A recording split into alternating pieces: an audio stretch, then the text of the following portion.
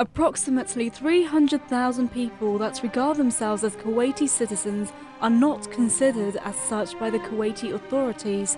They are the Bedouin, Arabic for stateless. The nomadic people that live not far from the borders are not considered national Kuwaitis according to the 1959 law on nationality.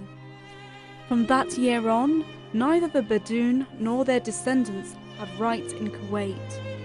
They have no rights to property, public or private education, civil marriage, or even to leave the country.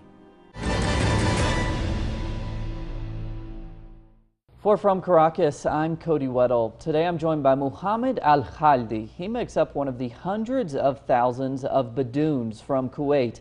Now, the word Bedouin means without in Arabic. That's because these people actually don't have any nationality. They have no passports, they have no documents.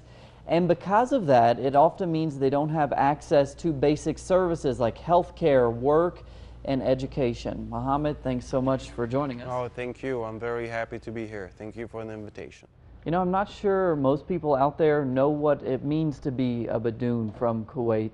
How is this possible? How does this happen that someone is born in a country yet they don't have nationality in any country? Well, Bedouin, first of all, means stateless, a person who doesn't have documents, a person who doesn't have any kind of existence, a person who doesn't have any kind of human rights. Also, it happened because Kuwait changed the constitution back in the 50s, late 50s, after the discovery of the oil. They wanted to limit the Kuwaiti citizens, and by changing the constitution, made us, all of us, Bedouin, my generation, my mother's generation, and the generation that is going to come after. So your parents were born in Kuwait? My parents were born in Kuwait, yes, sir. Your grandparents? No, they were born in Iraq, and since they immigrated to Kuwait, that was the mistake, that they weren't born in Kuwait, so that I can be Kuwaiti afterwards. And so now the Constitution stipulates that they are Bedouins, as we call it. Yes, Bedouin, stateless people who are living in Kuwait in illegal way. That's how they call us. And so what does this mean for a Bedouin? If you don't have a nationality, what problems does that bring? If you don't have papers, what else do you not have access to? Well, the question is, what do you have access to? Because if you're a Bedouin, you don't have any kind of human rights. So we're talking about going to hospitals, attending school, work, basic stuff that are not given by the Kuwaiti government. Is because they are putting pressure on these Bedouins because they want them to come out as Iraqis, which I'm not an Iraqi guy. Yes, my grandmother was an Iraqi. Yes, my grandfather was an Iraqi guy, but I'm not. I wasn't. I was born in Kuwait. And so tell me a little bit about your story. You are not in Kuwait anymore. You are in Venezuela. How did you come from Kuwait, being a Bedouin in Kuwait, to Venezuela? Okay. The thing is, the Kuwaiti government, they had this convention with the Eritrean government. It's a government of Africa, southern east of Africa, so that we can have residencies in Kuwait. It's like they give us the nationality of another country so that we can live in our country as foreigners, so that we could work, we could have all the basic benefits. So since it wasn't my decision, it was my father's decision, I was underage. To get that nationality from the other country. Exactly. So we obtained it, we got it, and I took advantage of the situation to be able to travel. I have always wanted to travel, see the world, and be free. Because we're kind of a jail, big jail, and I wanted to see what is out there. I wanted to see if it's true that I don't have existence or not. I wanted to see by myself that I am an unuseful person, as the Kuwaiti government used to say. And how did you pick Venezuela? Well, I got this nationality, and I had a friend in Kuwait who used to work for the Venezuelan embassy back in Kuwait. She said we were friends, you know. I was a DJ, electronic music, and that was the only job I had to do because, you know, I wasn't allowed to work. So it was kind of under the table. You know, I used to have a lot of friends, and one of them was a Venezuelan woman who showed me a lot of pictures about the beaches in Venezuela, and I got in love with it. I came here to Venezuela looking for this freedom that I saw in the pictures. And when I was 16 years old, then I got back to Kuwait. And I faced series of discriminations also. Having the same passport of Eritrea, it did not change. I was discriminated at my work. I couldn't find a better opportunity for life. I couldn't get married. I couldn't do the things that I wanted to do. So I decided to come to Venezuela again, but this time I'm going to stay here because this is the place I belong to. And that was how long ago? That was in 2006 I got here to Venezuela, the 24th of March, 2006. And so you arrived here in Venezuela, and then what? And then I became a DJ, the things that I used to do. A week after, I decided not to be a DJ anymore because I don't want the nightlife to continue. I wanted a normal life. I wanted to be an English teacher. And indeed, I did it. I was a very successful, let's say, English teacher here in Venezuela in the beginning. And people, I think I was very good with people because I was here in Venezuela, people were very open for me.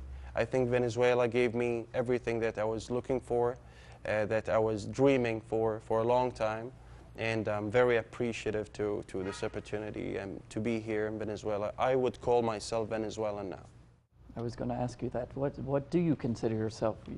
You consider yourself Venezuelan now. Do you consider yourself Kuwaiti, or do you call yourself Bedouin? I had this dilemma before, but now it doesn't exist anymore because I found my nation. I think I would say to the Kuwaiti government, to everybody who discriminated me, even my teachers back in school, I would say that thank you for everything. Because if it wouldn't been for this, I mean, I wouldn't be here right now. I mean, I wouldn't have found the country that actually gave me all the love of the world that I really deserve. And you keep talking, let's talk about the Bedouins in Kuwait again. You keep talking about discrimination. What type of discrimination do they face there? We have a lot of social discrimination back in Kuwait. We have 17 types of nationalities, 17 types of Kuwaitis.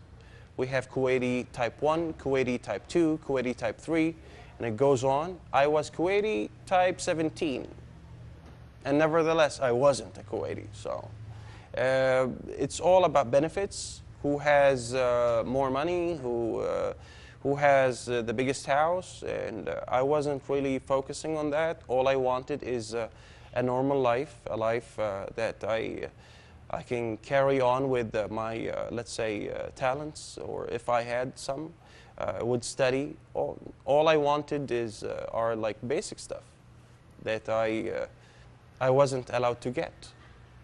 Why do they have that system there?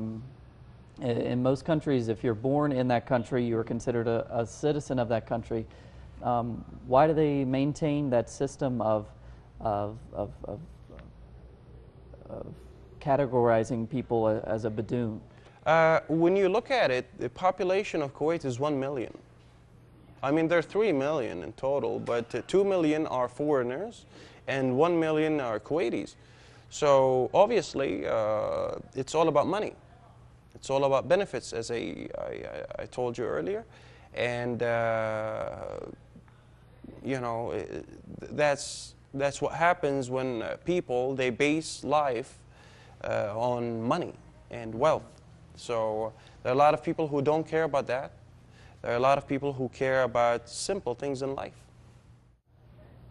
And I was also reading that The Bedouins have considerably contributed to Kuwaiti society. They have served substantially in the Gulf War. Is that right? Yes, the Bedouins actually helped, including my mother. My mother was a Kuwaiti resistance back in the invasion of Saddam in the 1990. My mother was a great help for the Kuwaiti resistance. She actually she was helping a lot, risking her life just to free her country. And when the invasion happened, I remember that I was very young. I was 7 years old, and the neighbor was 4 o'clock in the morning, and the neighbor, all the neighbors were like leaving, trying to escape, you know, get the frontier to Saudi Arabia, and then find their way out to their countries. When they asked my mother to go with them, my mother said, "This is my country. I was born here. All my children were born here. If I die, I'll die here with my children." And that's what we get after. In other words, she defended Kuwait, and she still doesn't have that Kuwaiti citizenship. Not only that, they call her a traitor of the nation. So why would they call her a traitor? because she stayed there. She did not escape. So the Kuwaitis call her a traitor. Yes, sir. So are there substantial movements by the Bedouins that demand more rights, that demand full citizenship from Kuwait? Have we seen any of those movements develop? Well, there are a lot of repression in Kuwait about that. People cannot go out asking for the rights, and a lot of people, let's say a lot of, or let's say few people, sorry, let me correct myself, few people who were able to get out of Kuwait, get to another country, be recognized by another nation. Now they're fighting for the rights, but from outside of Kuwait, because you cannot do that in Kuwait. I would love to do that one day. I have my family left there, and I will do the best I can to let them have their own nationality, what belongs to them. They live in Kuwait, they were born and raised in Kuwait, and they deserve this basic right, which is the identity. All they're asking for is the identity. They are not asking for money, they are not asking for benefits, they are not asking for cars, they are not asking for big house, they're not asking for cell phones, they're asking for their own nationality that belongs to them. It's a right. It's a fundamental right that anybody, everybody has to have in this world. Kuwaiti nationality. The Kuwaiti nationality for them. For me, it doesn't matter. I don't need it. But you're saying most of the calls to give them that come from outside of the country. It has to. Yeah, we have to do something about that. I'm gonna start doing this. Maybe not now, but I will definitely do that. I'm on the way. I'm cooking a lot of things. Do this. So pressure. We have to put pressure on Kuwait, and we have to talk to the Kuwaiti governments about this situation, because they ignore it. They ignore it, and they pretend that it doesn't exist. We have 300,000 people living without existence. What about from within the country? Are Bedouins there able to raise their voices? They were actually, but they were at the same time punished by the Kuwaiti government. I read that on the news. Well, if you can't do it inside Kuwait, we could do it from outside. Mm-hmm. We're not going to stop. What about the media in Kuwait? Do you know much about that? Does the media reflect the life and the hardships of your family and many others? The media in Kuwait reflects denial. In Kuwait, we live in denial for a long time. I think we won't progress unless we recognize our mistakes.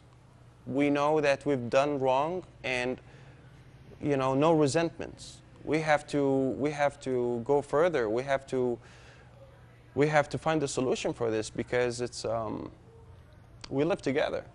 We can't hate each other because of a nationality. I mean, we have to work hard to be able to tolerate, to be able to have tolerance between each other. And so now you've made your way here to Venezuela, been here for several years, but because of your status as a Bedouin, I'm sure you still face problems when it comes to traveling to another country, and I don't know, maybe even here in Venezuela. Have you faced problems like that? Yes, actually, if I want to say the truth, yes. Yes, I have faced that. I think the Venezuelan government, they still don't understand what stateless is, what Bedouin is. Some of them, they think that I actually renounced my nationality, which wasn't like that. I asked for an asylum. Now I'm a refugee here in Venezuela because of this situation. They still don't understand how I ended up without the Kuwaiti nationality. I have my cedula, my ID. It says Kuwaiti, which I'm not. So I have this emergency passport until I obtain my citizenship in a year. So I traveled 3 times before with this passport, the emergency passport, because I'm an actor and I've done some movies outside, and when we used to shoot outside, that was a big problem for me to get out and in. They don't understand how I was born in Kuwait. I have the Venezuelan passport, emergency passport, and it's a lot of questions. They ask me a lot of questions, and I stay in the airports 4 hours, and it's just like overwhelming for me for a long time.